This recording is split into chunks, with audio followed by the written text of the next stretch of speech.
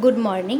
আজ আমার বেটুকে সকালের ব্রেকফাস্টে কী খাওয়ালাম সেটাই আপনাদের সঙ্গে শেয়ার করছি, চলুন।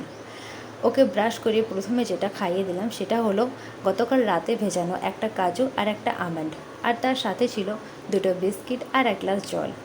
আর ওকে আজকে সকালের ব্রেকফাস্টে যা খাওয়ালাম সেটা হলো চিঁড়ে সেদ্ধ, যেটা প্রায় সব বাচ্চারাই খেয়ে থাকে।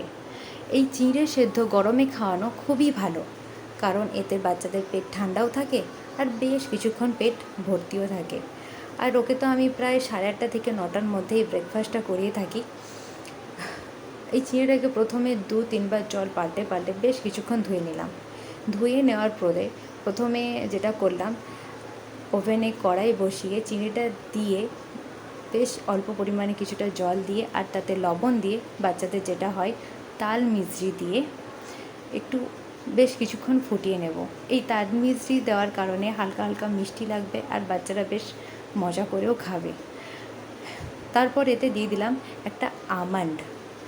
একটা আমন্ড দিয়ে বেশ কিছুক্ষণ ফুটিয়ে নেওয়ার পরে এতে দিয়ে দেবো একটু অল্প পরিমাণে দুধ, যেটা আমি আগের থেকে গরম করে রেখেছিলাম। আর এই দুধটা ভালো করে একটু ফুটিয়ে নেওয়ার পরে আমার চিঁড়ে সেদ্ধ রেডি। আর এই চিঁড়ে সেদ্ধ কারা কারা বাচ্চাদের সকালে ব্রেকফাস্টে খাইয়ে থাকেন, প্লিজ কমেন্ট করে বলবেন।